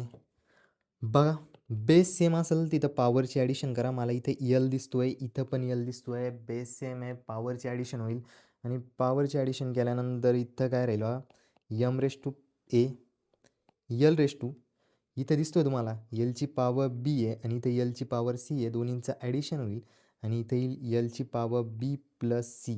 करेक्ट. आणि इथं टी आहे, टीची पॉवर तर राहील -बी. आणि काय इथं एल एच एसला L1 M1 T raise to power -2. काहीच नाही, फक्त कंपॅरिझन करायचं आहे. कंपॅरिझन इक्वल टूच्या दोन्ही साईडला गोष्टी सेम असल्या पाहिजे. बघा इथं लेंथ आहे इक्वल टूच्या या साईडला, लेंथची पॉवर इथं 1 आहे, इथं लेंथ आहे, लेंथची पॉवर किती दिली आहे, बी प्लस सी दिली आहे. जर दोन्ही साईडला लेंथ असेल तर दोन्ही साईडला इक्वल असेल, इथं जर इक्वल टूचं साईन आहे, याचा अर्थ दोन्ही पण साईडला ही जी पॉवर आहे ती पॉवर सेम असेल तरच दोन्ही गोष्टी इक्वल येतील. म्हणून इथं काय होईल, 1 इज इक्वल टू, दिसतं इथं 1, हा जो 1 आहे हा 1 इज इक्वल टू किती यायला पाहिजे, बी प्लस सी. ओके, बी प्लस सी. सेम माससाठी कम्पेअर करा, माससाठी यायला पाहिजे 1 इज इक्वल टू, मासची या साईडला पॉवर किती आहे, ए, इथं 1 आहे, म्हणजे 1 इज इक्वल टू येईल ए. Okay sir. आणि इथं टीची पॉवर किती आहे, -2, इथं टीची पॉवर किती आहे, -बी, म्हणजेच -2 इज इक्वल टू यायला पाहिजे -बी. ओके, सोपं आहे. असं असतं ते. कांदे इज इक्वल टू कांदे, बटाटे इज इक्वल टू बटाटे, म्हणजे दोन्ही पण इक्वल टूच्या दोन्ही साईडला टर्म सेम राहतील. ओके, त्याचसाठी आपण पॉवर इक्वेट करतो आहे. पॉवर इक्वेट केल्यानंतर बघा, एकतर गोष्ट कळली मला, एची व्हॅल्यू 1 असायला पाहिजे. इथं बीची व्हॅल्यू थोडीशी कॅल्क्युलेट करू आपण. इथं पण मायनस आहे, इथं पण मायनस आहे, मग इथं पण मायनस आहे, इथं पण मायनस आहे, मायनस मायनस साईन कॅन्सल होईल आणि बीची व्हॅल्यू आपल्याला येईल 2. ओके, बीची पण व्हॅल्यू आपल्याला आली आहे. आता मला कॅल्क्युलेट करायची सीची व्हॅल्यू. सीची व्हॅल्यू कॅल्क्युलेट करण्यासाठी आपण ह्या इक्वेशनमध्ये सीची व्हॅल्यू टाकून देऊ आणि सीची व्हॅल्यू जर टाकली आपण, बीची व्हॅल्यू टाकली तर सीची व्हॅल्यू येईल. बीची व्हॅल्यू किती आहे, 2 प्लस सी. ओके, सीची व्हॅल्यू येईल 1 - 2, सी इज इक्वल टू येईल -1. ठीक आहे सर. ए बी सी तिन्हींच्या पण व्हॅल्यू आल्या आहे आणि ह्या ए बी सी तिन्हींच्या पण व्हॅल्यू ना वरच्या इक्वेशनमध्ये टाकून द्यायची, ह्या इक्वेशनमध्ये. ओके, आणि ह्या इक्वेशनमध्ये टाकल्यानंतर काही फोर्स इज इक्वल टू काहीतरी कॉन्स्टंट असेल, की कॉन्स्टंट आहे समथिंग, काहीतरी व्हॅल्यू असेल त्याची. आणि इथं यम रेस टू एची व्हॅल्यू किती आली, 1. त्याच्यानंतर व्ही रेस टू बी आहे, म्हणजे व्हीचा स्क्वेअर, आणि त्यानंतर आरची पॉवर सी आहे आणि सी किती आला आहे, -1, म्हणजे इथं आर रेस टू पॉवर -1, म्हणजेच इथून force is equal to some constant K M V square, कारण की 1 पॉवर लिहिली नाही तर चालेल, आणि हा जो आर आहे इथं -1 आहे, डिवाईडला आला तर +1 होईल आणि म्हणजेच येईल इथं आर. ओके, हा फॉर्म्युला तयार झाला आहे आणि हा तुम्हाला फॉर्म्युला माहिती आहे कशाचा आहे, सेंट्रिपिटल फोर्सचा फॉर्म्युला आहे. त्याच्यामध्ये कॉन्स्टंटची व्हॅल्यू 1 असते फक्त. ओके, म्हणजेच या पूर्ण याच्यामध्ये आपण काय कॅल्क्युलेट केलं आहे बा, आपल्याला एवढंच दिलेलं होतं, फक्त त्यांनी एवढं सांगितलं होतं की फोर्स आहे हा डिपेंड करतो आहे कशावरती, मासवरती, व्हॅलॉसिटीवरती आणि रॅडियसवरती. सुरुवातीला आपल्याला काहीच माहीत नव्हतं की फोर्स मासच्या किती प्रपोर्शनल आहे पॉवरवरती. ओके, व्हॅलॉसिटीवरती कसा प्रपोर्शनल आहे, रॅडियसवरती कसा प्रपोर्शनल आहे. बाय डायमेन्शनल ॲनालिसिसने आपण कॅल्क्युलेट केलं की त्याची पॉवर किती आहे. समजलं तुम्हाला. फर्स्ट ॲप्लिकेशन आपण बघितलं त्याचं काय होतं. फर्स्ट ॲप्लिकेशन इथं कोणताही फॉर्म्युला करेक्ट आहे की रॉंग आहे चेक करतो. सेकंड ॲप्लिकेशनमध्ये कोणत्याही फिजिकल क्वांटिटीमधचं आपण रिलेशन कॅल्क्युलेट करू शकतो आहे, म्हणजे तो फॉर्म्युला आपण थोडक्यात डिराईव्ह करू शकतो आहे. ओके, याचं एक एक्झाम्पल आपण बघितलं आहे. सेकंड एक्झाम्पल आहे. असे एक्झाम्पल तुम्हाला पेपरला विचारलं जातात, खूप साऱ्या पेपरला, CET, JEE, नीट सगळ्या पेपरला जवळपास या टाईपचे एक्झाम्पल असतात. JEEसाठी इम्पॉर्टंट आहे, नीटसाठी पण इम्पॉर्टंट आहे. ओके, तर इथं थर्ड दिलं आहे का, सॉरी सेकंड एक्झाम्पल आहे. सेकंड एक्झाम्पलमध्ये आपल्याला काय सांगितलं बा, time period of a pendulum, आता मी डायरेक्ट लिहितो. टाईम पिरियड ऑफ पेंडुलम आहे हा कशावरती प्रपोर्शनल आहे? त्यांनी सांगितलं simple time period of simple pendulum, हा टाईम पिरियड झाला आहे सिम्पल पेंडुलमचा capital T, depend on a मासवरती, बॉबच्या मासवरती डिपेंड असं. ओके, हा झाला आहे बॉब. पण कसं आहे माहीत नाही, म्हणून काय करायचं, मास रेस टू पॉवर किती घेणार आपण आता? ए घेणार. त्यानंतर आहे कशावरती प्रपोर्शनल आहे? लेंथवरती प्रपोर्शनल आहे. पुन्हा इथं आपल्याला लेंथची पॉवर माहीत नाही, मग एल रेस टू पॉवर किती घेणार आपण? बी.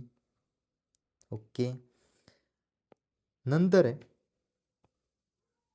ॲसलेशन ड्यू टू ग्रॅव्हिटीवरती प्रपोर्शनल आहे, ते पण नाही माहीत आपल्याला. जीची पॉवर आपण घेणार इथं सी. ठीक आहे सर. प्रपोर्शनॅलिटी साईन काढून टाकायचं असेल तर इज इक्वल टूचं साईन घ्यायचं, किंवा आता डायरेक्ट जर आपण सॉल्व करायचं झालं तर दोन्ही साईडचे डायमेन्शन आपण फाइंड आउट करणार. या साईडला टाईम पिरियड आहे, म्हणजे dimension of time period is equal to यायला पाहिजे dimension of mass raise to power A, dimension of length ची पॉवर बी, आणि ॲसलेशन ड्यू टू ग्रॅव्हिटी ची पॉवर सी. कळलं आहे? ओके. टाईम पिरियडचे डायमेन्शन काय असतात? टाईम पिरियड तर स्वतः फंडामेंटल क्वांटिटी आहे, तर टाईम पिरियडचे डायमेन्शन काय असतील? टी. म्हणजेच काय लिहितं, लेंथ किती लागतो टाईम मोजायला? नाही लागत ना, मग 10 एल रेस टू किती 0. मास किती लागतं? नाही लागत, टाईमच मोजतो आपण. आणि इथं टी रेस टू पॉवर 1 एकदाच आहे ना time, is equal to. Okay, mass आहे, माससाठी तर सरळ यायचं यम, कॅपिटल यम, माससाठी सिम्बॉल. लेंथ आहे, आणि इथं पॉवर ए होती ना, लेंथ आहे, लेंथ म्हणजे L1. लेंथ स्वतःच फंडामेंटल क्वांटिटी आहे. इथं acceleration due to gravity, acceleration due to ग्रॅव्हिटीसाठी हे काय होतं? डायमेन्शन. अरे होते ना, एल रेस टू पॉवर 1 आणि टी रेस टू पॉवर -2, आणि त्याची पॉवर किती दिली इथं? सी. ओके सर, इथं सेम राहील बाकी सगळं. इथं इज इक्वल टू, याला थोडंसं अरेंज करू बघा. पॉवरची पॉवर इथं 1 आहे, इथं ए, दोन्हींचं मल्टिप्लिकेशन होईल, आणि इथं येईल यमची पॉवर ए. सेम इथं एलची पॉवर लिहायचं राहिलं आहे, इथं एलची पॉवर किती आहे? बी आहे. आणि इथं काय होईल, या दोन्हींचं होईल मल्टिप्लिकेशन, आणि मल्टिप्लिकेशन झाल्यानंतर इथं असेल एल रेस टू पॉवर बी. त्यानंतर इथं करतो आहे आता सेम, इथं बघा L1 आहे आणि टी रेस टू पॉवर -2 आहे, पुन्हा त्याची पॉवर सी आहे. इथं पण ही जी पॉवर आहे 1ला मल्टिप्लाय होईल आणि -2ला मल्टिप्लाय होईल. मल्टिप्लाय झाल्यानंतर इथं येईल एलची power C, 1 into C C येईल, आणि T raise to power -2 into C, -2c. Correct आहे सर. नंतर पुढची स्टेप, याला थोडंसं अरेंज करू. यमची पॉवर ए. ओके, इथं बघा बेस सेम आहे, यल यल यल. जर बेस सेम असेल तर पॉवरची होते ॲडिशन, आणि पॉवरची जर आपण ॲडिशन केली तर इथे येईल एलची पॉवर बी प्लस सी. ओके, त्याच्यानंतर इथं टी आहे, आणि टीची पॉवर किती आहे? -2c. ओके सर, करेक्ट आहे, समजतं आहे. आता आपण काय करणार आहे, comparison. L0 M0 T raise to power 1, कांदे इज इक्वल टू कांदे, बटाटे इज इक्वल टू बटाटे, वांगे इज इक्वल टू वांगे, दोन्ही साईडला कम्पॅरिझन करायचं. कम्पॅरिझन केल्यानंतर इथं यल आहे, इथं यल आहे. यल जर सेम असेल तर यलची पॉवर पण सेम असायला पाहिजे. म्हणून म्हणून म्हणून यलची पॉवर सेम करण्यासाठी इथं यलची पॉवर 0 आहे, आणि इथं बी प्लस सी आहे, म्हणजे B plus C is equal to किती असायला पाहिजे? 0. करेक्ट. मग आपण इथं असं लिहू, B plus C should be equal to 0. Okay, हे झालं आहे first.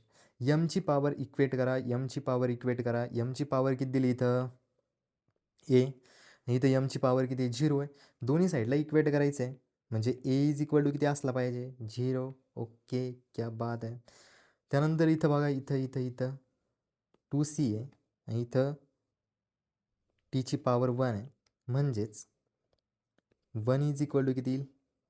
1 is equal to -2c, तर सी इज इक्वल टू किती येईल? -1/2. करेक्ट. आता हा 1/2 आहे ना, हा 1/2 इथं आपण कॅल्क्युलेट केला आहे. हा 1/2 इथं आणा याच्यामध्ये. ओके, आणि याच्यामध्ये जर आपण हा 1/2 टाकला तर इथं राहील बी मायनस 1/2 इज इक्वल टू 0. याचा अर्थ बी इज इक्वल टू किती आला आहे 1/2. ओके, आता काय करायचं आपल्याला, हे ए बी सी कॅल्क्युलेट केले ना, ते वरती नेऊन फॉर्म्युल्यामध्ये टाकून द्या. इथं इथं टी आपण कॅल्क्युलेट केला होता, इथे याच्यामध्ये टाकून द्या. यम रेस टू ए आपण असं लिहिलं आहे ना, टाईम पिरियड प्रपोर्शनल टू काय लिहिलं आहे, यमची पॉवर ए, पण ए इज इक्वल टू किती आहे 0. इथं मी एकदा परत लिहितो, यमची पॉवर ए, एलची पॉवर बी आणि जीची पॉवर किती होती तर सी. ओके, इथून टी प्रपोर्शनल टू राहील मासची power A is equal to किती आहे 0. त्यानंतर यल इज इक्वल टू किती दिलं आपल्याला, यल इज इक्वल टू बी आहे, बी इज इक्वल टू किती आहे 1/2 आणि जी इज इक्वल टू सी दिला आहे -1/2. ओके, इथून काय होईल माहिती का, इथं लिहू शकतो आहे T proportional to mass M raise to 0 आहे आणि M raise to 0 is equal to 1. L raise to power 1/2 आहे आणि जीची पॉवर -1/2 आहे. जी जर डिवाईडला गेला तर पॉवर -1/2 प्लस 1/2 येऊन जाईल, म्हणजे जी रेस टू 1/2 येईल. आता जर पॉवर 1/2 असेल, 1/2 म्हणजेच काय असतं, रूट असतं, म्हणून आपण इथं लिहू शकतो आहे T time period is proportional to under root of L divide by जीची पण पॉवर 1/2 आहे, म्हणजे इथं किती येईल जी. ओके, म्हणजेच time period is equal to लिहिता येईल आपल्याला असं लिहिलं आहे, आणि इक्वल टूच्या फॉर्ममध्ये लिहिलं असेल ते कॉन्स्टंट येतो, आणि तो कॉन्स्टंट किती असतो माहिती तुम्हाला 2π. Okay, under root L divide by G. Okay, हा फॉर्म्युला आपण डिराईव्ह वगैरे केला नाही, आपण इथून डायमेन्शनल ॲनालिसिसनी कोणताही फॉर्म्युला चेक करू शकतो. पण फॉर्म्युला चेक करताना पॉईंट एवढाच आहे की आपल्याला तो जो कॉन्स्टंट आहे तो कॉन्स्टंट चेक नाही करता येत. तिथं जसं 2π कॉन्स्टंट आहे, आपण इथपर्यंत आलो आहे फक्त. ओके, म्हणजे कोणताही फॉर्म्युला चेक करू शकतो आपण. ठीक आहे, म्हणजे आपण असं लिहू शकतो की इथं टाईम पिरियड कसा प्रपोर्शनल असेल हे आपल्याला कळलं आहे. म्हणजे टाईम पिरियड प्रपोर्शनल असेल रूट यलवरती आणि इन्व्हर्सली प्रपोर्शनल असेल रूट जीवरती. ओके सर, समजलं आहे. नंतर आहे पुढचा क्वेश्चन दिला आहे, consider time, force and velocity. टायमाला, फोर्सला आणि व्हॅलॉसिटीला आपल्याला फंडामेंटल क्वांटिटी कन्सिडर करायचे. देन फाईंड डायमेन्शन फॉर्म्युला, माससाठी डायमेन्शन फॉर्म्युला सांगायचा आहे. आता फंडामेंटल क्वांटिटी 7 असतं हे आपण शिकलो आहे, पण तरीसुद्धा इथं कशाला फंडामेंटल क्वांटिटी मानायचं आहे, टाईमला, फोर्सला आणि व्हॅलॉसिटीला मानायचं आहे की ह्या फंडामेंटल क्वांटिटी आहे, आणि नंतर मासचे डायमेन्शन कॅल्क्युलेट करायचे आहे. वा कसं सॉल्व करायचं आहे, हे पण सेम असंच सॉल्व करायचं आहे. आपण असं कन्सिडर करायचं की मास प्रपोर्शनल असेल. आता जर टाईम, फोर्स आणि व्हॅलॉसिटी जर फंडामेंटल क्वांटिटी असेल तर प्रपोर्शनल असेल टाईमावरती, पण पॉवर थोडी ना माहिती आहे की आपल्याला प्रपोर्शनल काय आहे, म्हणून टाईमची पॉवर ए घ्यायची.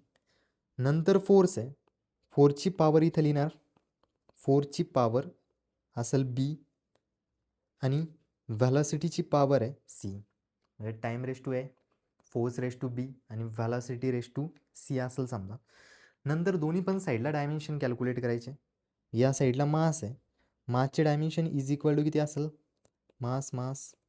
मासचे डायमेन्शन कॅल्क्युलेट करताना लेंथ किती असते 0. ओके, मास असेल 1 आणि टी रेस टू पॉवर किती राहिली तर 0. इज इक्वल टूचे ह्या साईडचे डायमेन्शन घ्यायचे. इथं दिसतोय मला टाईमचे डायमेन्शन किती असतात, टी रेस टू पॉवर 1 आणि रेस टू येईल ए. त्यानंतर सेकंड दिसतोय फोर्सचे डायमेन्शन किती असतात, L1 M1 T raise to power -2. Okay, आणि रेस टू किती आहे बी. त्यानंतर व्हॅलॉसिटीचे डायमेन्शन असतात L1 आणि टी रेस टू पॉवर -1.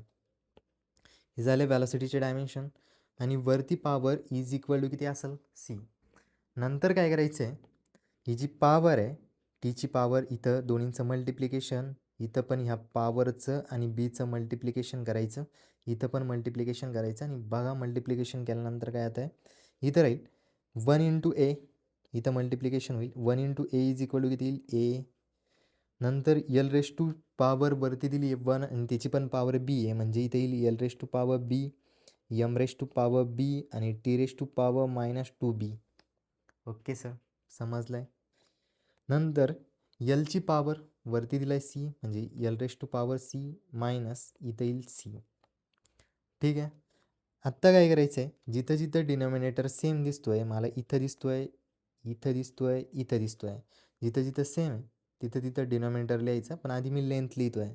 इथं मला लेंथ दिसते, इथं मला लेंथ दिसते, म्हणजे आपण असं लिहू शकतो आहे की लेंथची पॉवर इथं असेल बी आणि इथं मला एक सी दिसतो आहे. म्हणजे बेस जर डिनॉमिनेटर जर सेम असेल तर पॉवरची ॲडिशन होते, म्हणजे इथे येईल बी प्लस सी. ओके सर, समजलं आहे. मास तर एकटाच आहे, इथं मास आपण तसंच लिहून देऊ. इथं येईल मासची पॉवर बी. त्यानंतर त्यानंतर त्यानंतर त्यानंतर काय उरलं आहे, टीची पॉवर इथं ए, टीची पॉवर -2b आणि टीची पॉवर -c. म्हणजेच इथं आपण लिहू शकतो आहे टीची पॉवर पहिले तर ए, नंतर -2b आहे आणि -c. ओके, या साईडला काय काय आहे, L⁻0, m⁻1, t⁻0. ओके, मी तुम्हाला सांगितलं की दोन्ही साईडला इक्वल टूच्या या साईडला आणि इक्वल टूच्या या साईडला दोन्ही पण पॉवर आपल्याला इक्वेट करावं लागतील. ओके, कांदे इज इक्वल टू कांदे, बटाटे इज इक्वल टू बटाटे, टमाटे इज इक्वल टू टमाटे इक्वल करायचं आहे. आणि इक्वल केल्यानंतर या साईडची जी पॉवर आहे B plus C is equal to एलची या साईडची पॉवर यायला पाहिजे. इथं किती बी प्लस सी आहे, इज इक्वल टू या साईडची पॉवर किती आहे, 0 आहे. दोन्ही पण पॉवर इक्वल येतील आणि इक्वल आल्यानंतर इथं येईल पोरांनो B plus C is equal to 0. Okay, same तसंच आहे, एमची पॉवर इक्वेट केल्यानंतर एमची पॉवर या साईडला बी आहे इज इक्वल टू येईल 1. आणि नंतर टीची पॉवर जर आपण इक्वेट केली तर टीची पॉवर किती आहे, ए -2b -c आणि इक्वल टूच्या त्या साईडला पॉवर किती आहे, 0. इथून आपण इक्वेट करतो आहे. ओके, याच्यापैकी मला बी तर कॅल्क्युलेट झाला आहे. ओके, आणि हा बी आपण पहिल्या इक्वेशनमध्ये टाकून देऊ. पहिल्या इक्वेशनमध्ये इथं जर टाकला तर इथं येईल 1 प्लस सी, हा झाला आहे सी इज इक्वल टू 0. इथून सीची व्हॅल्यू इज इक्वल टू येईल -1. ओके, कोई दिक्कत नाही आहे, ही झाली -1. बीची व्हॅल्यू आली, सीची व्हॅल्यू आली, एची व्हॅल्यू कॅल्क्युलेट करण्यासाठी या सगळ्या व्हॅल्यू इथं टाकून देऊ. इथं 2 मायनस बीची व्हॅल्यू किती, बीची व्हॅल्यू किती आहे 1, इथं टाकलं आहे 1. आणि मायनस सी आहे, इथं मायनस मायनस प्लस होऊन जाईल आणि इथं येईल 1 इज इक्वल टू 0. ठीक आहे, इथून ए -2 राहील. ठीक आहे, आणि इज इक्वल टू इथं +1 इज इक्वल टू 0. म्हणजे एची व्हॅल्यू ए -1 येईल, इथं -2 + 1 इज इक्वल टू 0 येईल. म्हणजे एची पण व्हॅल्यू किती आली आहे, इज इक्वल टू 1. ओके, इथून जर आपण या सगळ्या व्हॅल्यू वरच्या इक्वेशनमध्ये टाकून दिल्या, वरच्या इक्वेशनमध्ये टाकल्यानंतर मास प्रपोर्शनल असेल कशावरती, बघा कशावरती प्रपोर्शनल असेल, टाईमची पॉवर, टीची पॉवर ए दिलं आहे म्हणजे टीची पॉवर 1 आहे. नंतर 4ची पॉवर बी बी बी बी बी किती दिला आहे, 1 दिला आहे. आणि व्हॅलॉसिटीची पॉवर -1. हे झालं आहे प्रपोर्शनॅलिटी. इथून आपल्याला कळलं आहे. जर मला डायमेन्शन लिहायचे असतील तर dimension of mass is equal to मी लिहू शकतो आहे डायमेन्शन ऑफ टाईमच्या फॉर्ममध्ये T⁻1 येईल. 4ची पॉवर इज इक्वल टू 1 असेल आणि व्हॅलॉसिटीची पॉवर -1 असेल. ओके, हे झाले डायमेन्शन ऑफ मास. सेम तसंच आहे मोमेंटमसाठी आणि कायनेटिक एनर्जीसाठी, दोन्हीसाठी पण मी तुम्हाला फॉर्म्युला सांगतो. मोमेंटमसाठी असतो फॉर्म्युला मास इंटू व्हॅलॉसिटी. हा फॉर्म्युला, मोमेंटमचे डायमेन्शन पण तुम्हाला माहिती आहे. ओके, आपण कॅल्क्युलेट केले होते. आणि इथं कायनेटिक एनर्जी आहे, kinetic energy is equal to असतं 1/2 mv². त्यासाठी फॉर्म्युला, त्यासाठी डायमेन्शन पण आपण आपल्या सेकंड लेक्चरमध्ये कॅल्क्युलेट केले होते. या दोन्हीसाठी तुम्ही कॅल्क्युलेट करून बघा जमतं आहे का. त्यानंतर पुढचं ॲप्लिकेशन आहे conversion of unit. Okay, important application आहे, याच्यावरती पण खूप सारे क्वेश्चन विचारला जातात. कन्वर्जन ऑफ युनिट म्हणजे काय, पहिले तर ते समजून घ्या. आपण सहज लिहितो की 1 मीटर इज इक्वल टू किती असतं, 100 सेंटीमीटर. ओके, 1 मीटर आणि 100 सेंटीमीटर अंतर तर तेवढंच आहे, म्हणून आपण असं पण लिहिलं होतं. इथं ज्यावेळेस नंबर N1 आहे म्हणजे 1 आहे, त्यावेळेस युनिट किती होतं, मीटर यू. ज्यावेळेस युनिट चेंज झालं म्हणजे सेंटीमीटर झालं, त्यावेळेस हा नंबर पण बदलतो आहे, नंबर पण चेंज झाला. म्हणजेच इथं N2 येईल ज्यावेळेस युनिट काय होतं U2 आणि हा फॉर्म्युला आपण बघितला होता आय थिंक सेकंड लेक्चरमध्ये. ठीक आहे, N1 U1 is equal to N2 U2. म्हणजे युनिट सुरुवातीला U1 असेल तर नंबर N1 राहतो. जर युनिट चेंज झाला तर नंबर पण काय होतो बदलतो. जसं 1 मीटर होता, जर सेंटीमीटर मध्ये केलं तर 100 सेंटीमीटर, म्हणजे नंबर पण बदलला आहे. ओके, सेम हा फॉर्म्युला आपल्याला यूज करायचा आहे. सगळ्यात आधी आपल्याला दिलं फर्स्ट क्वेश्चन आहे. क्वेश्चनमध्ये सांगितलं आहे, काय सांगितलं क्वेश्चनमध्ये, convert 1 joule SI unit of work into erg. Okay, joule आहे, वर्कचं SI युनिट आहे. पहिली गोष्ट तर आपल्याला वर्क माहीत असलं पाहिजे काय आहे. वर्कसाठी डायमेन्शन काय असतं, वर्क ध्यानात ठेवा, वर्कसाठी, टॉर्कसाठी आणि एनर्जीसाठी तिन्हींसाठी पण डायमेन्शन कशा आहेत, सेम आहे. आणि डायमेन्शन सेम असतील तर एनर्जीसाठी किंवा वर्कसाठी डायमेन्शन होतं L2 M1 T⁻². आता याच्यावरून आपल्याला SI युनिट लिहिता येतं. कसं लिहायचं बघा ते पण सांगतो. इथे L2 आहे. L म्हणजे काय, लेंथ आहे. लेंथ आपण कशामध्ये मोजतो, लेंथ SI युनिट काय लेंथचं, मीटर. करेक्ट, इथे येईल मीटरचा स्क्वेअर. नंतर आहे मास आहे. बघा इथं मास आहे. मास कशामध्ये मोजतो, मासचं SI युनिट काय आहे, kg. म्हणजे इथे येईल kg. आणि नंतर इथं दिलं आहे T⁻². T⁻², आहे म्हणजे तो डिवाईडला असला पाहिजे. डिवाईडला गेल्यानंतर पॉझिटिव्ह होईल. म्हणजे इथून डिवाईडला गेल्यानंतर इथं सेकंडचा स्क्वेअर. आणि यालाच आपण काय म्हणतो माहिती आहे, 1 जूल. म्हणजे जूल ह्या नावाचं सायंटिस्ट आहे आणि त्याच्या सन्मानार्थ ते युनिटला त्यांनी जूल म्हटलं होतं. ठीक आहे, आता आपल्याला या जूलचं कन्व्हर्जन करायचं आहे CGS युनिटमध्ये. ज्यावेळेस पण असा प्रॉब्लेम दिलेला असेल, सगळ्यात आधी इथं लिहायचं या साईडला SI युनिट. ओके, आणि इथं असेल CGS युनिट. आता SI युनिटचं कन्व्हर्जन CGS युनिटमध्ये करा किंवा कोणत्या पण युनिटमध्ये करा, पण जी फिजिकल क्वांटिटी आहे ती तर सेम राहील. मी तुम्हाला सेकंड लेक्चरमध्ये किंवा फर्स्ट लेक्चरमध्ये सांगितलं होतं की 2 किलो साखर आणि 2000 ग्रॅम साखर, फक्त शब्द बदलले, युनिट बदललं आहे, त्याच्यामुळे नंबर बदलले, पण तिची साखरेची क्वांटिटी असेल, ती फिजिकल क्वांटिटी ती तर तेवढीच राहील. म्हणून इथं SI युनिट जरी चेंज झालं तरी आपण असं लिहितो formula N1 okay U1 is equal to N2 into U2. Correct, इथं सुरुवातीला नंबर दिला आहे 1. SI युनिटमध्ये काय दिलं आहे आपल्याला, जूल दिलं आहे, 1 जूल दिलं आहे. म्हणजे सुरुवातीला नंबर किती होता, 1 होता. आणि युनिट कोणतं आहे, जूल आहे. जूल म्हणजेच आपण ही युनिट लिहू शकतो आहे. काय युनिट आहे, metre square kg divide by second square. Okay sir, हे आपल्याला चेंज करायचं आहे N2. आता युनिट आपण कोणतं लिहितो आहे, CGS युनिट लिहितो आहे. कोणतं युनिट लिहितो आहे, CGS युनिटमध्ये. इथं बघायचं आहे, CGS युनिटचं टेन्शन नाही घ्यायचं. ज्यावेळेस आपल्याला U2 लिहायचं आहे त्यावेळेस आपण काय करणार आहे, इथून लिहिणार. इथं मीटर आहे, मीटरचा स्क्वेअर आहे. इथं CGS युनिटमध्ये मीटर म्हणजे काय, लेंथ आहे. लेंथचं CGS, सी म्हणजे सेंटीमीटर, सेंटीमीटरमध्ये लेंथ असेल म्हणजे इथे येईल सेंटीमीटरचा स्क्वेअर. ओके सर, नंतर इथं काय दिसते तुम्हाला बघा, kg आहे. आणि जी म्हणजे काय असतं, ग्रॅम, म्हणजे इथे येईल ग्रॅम डिवाइड बाय. आणि टाईमचं CGS युनिट काय आहे, CGS टाईम तर सेकंदमध्येच आहे कोणत्या पण सिस्टीममध्ये. इथं सेकंदचा स्क्वेअर. बघा काय होईल, जे जे दिसतंय तुम्हाला उडवता येईल, पहिले तर उडवा. मला दिसते हा सेकंड स्क्वेअर कॅन्सल होऊन जाईल. मी करतोय कॅन्सल. ओके, मला कॅल्क्युलेट करायचं N2 किती असेल, CGS युनिटमध्ये किती असेल. मग मी काय करणार, N2 कॅल्क्युलेट करण्यासाठी हा आला N2 इज इक्वल टू, या बाकीच्या ज्या टर्म आहे ना इथं राहिलेल्या, ह्या डिवाईडला जातील. मग इथं येईल 1 इंटू वरती काय होता, मीटर स्क्वेअर, त्यानंतर kg डिवाईडला येईल सेंटीमीटरचा स्क्वेअर इंटू ग्रॅम. बघा आता आपल्याला कन्व्हर्जन करता यायला पाहिजे.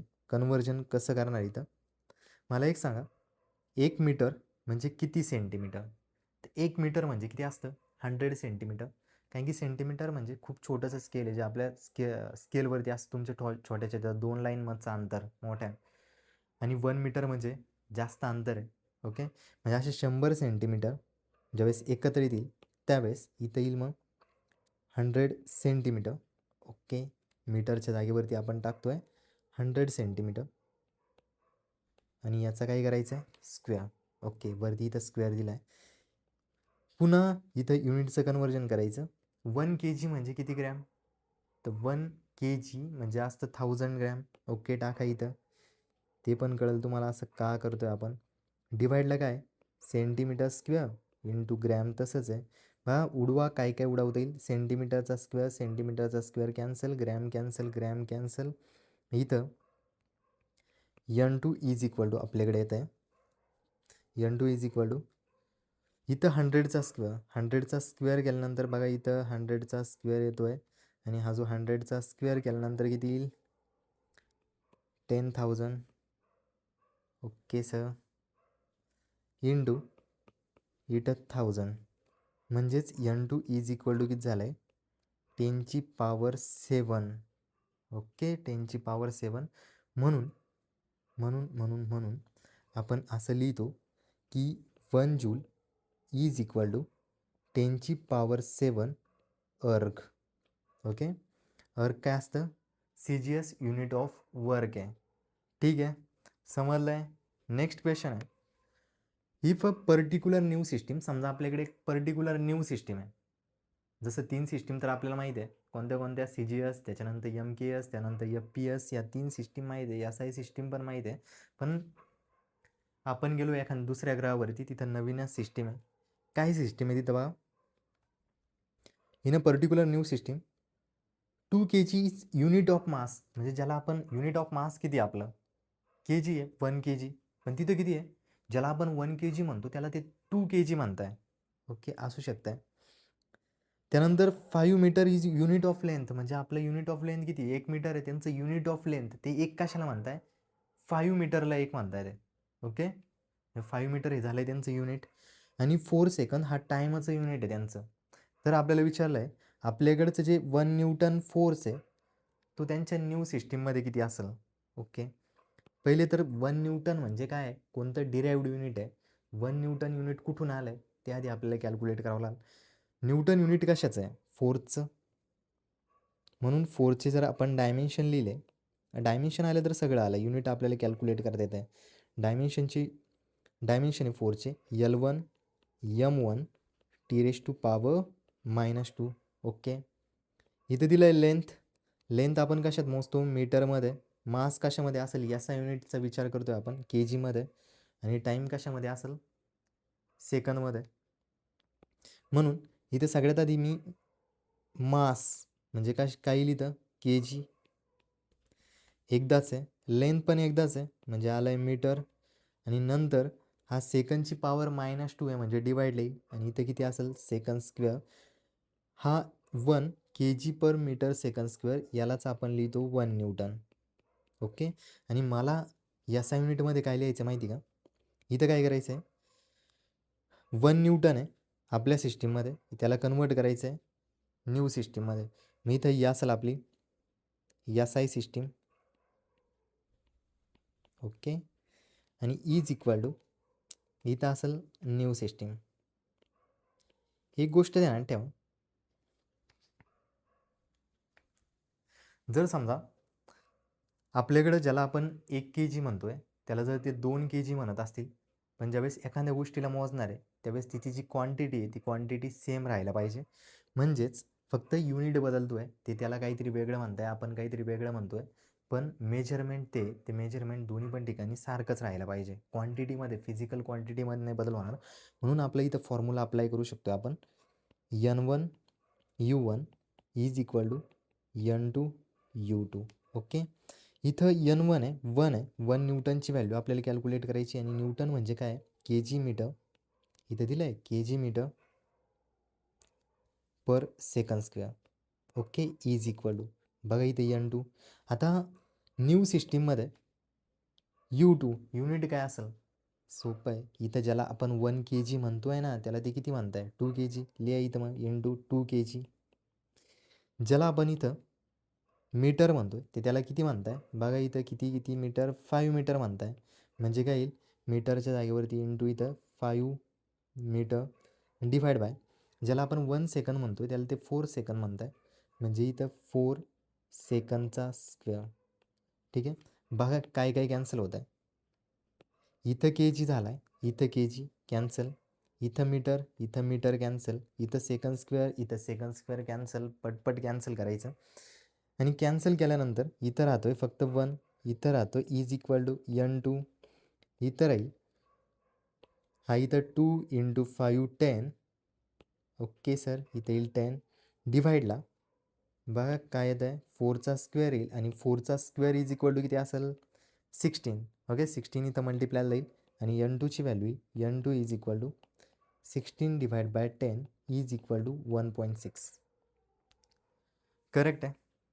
नेक्स्ट काय दिले बा, काय कॅल्क्युलेट करायचं आहे नेक्स्ट आपल्याला 10 unit of new system in a Newton. म्हणजे 10 युनिट आहे आता, पण कोणत्या सिस्टीममध्ये, न्यू सिस्टीममध्ये. आपल्याला कोणत्या सिस्टीममध्ये कॅल्क्युलेट करायचं आहे, SI युनिटमध्ये कॅल्क्युलेट करायचं किंवा न्यूटनमध्ये कॅल्क्युलेट करायचं आहे. मग पुन्हा इथं लिहिणार आपण, ही झाली आपली SI सिस्टीम, घाबरायचं नाही, सोपं एकदम, इज इक्वल टू इथं येईल न्यू सिस्टीम. ठीक आहे. SI सिस्टीममध्ये आपल्याला माहीत नाही किती n1 आहे, समजा किती युनिट आहे, किती नंबर आहे ते नाही माहीत आपल्याला. आणि इथं SI युनिटमध्ये इथं काय असतं kg metre divide by second square.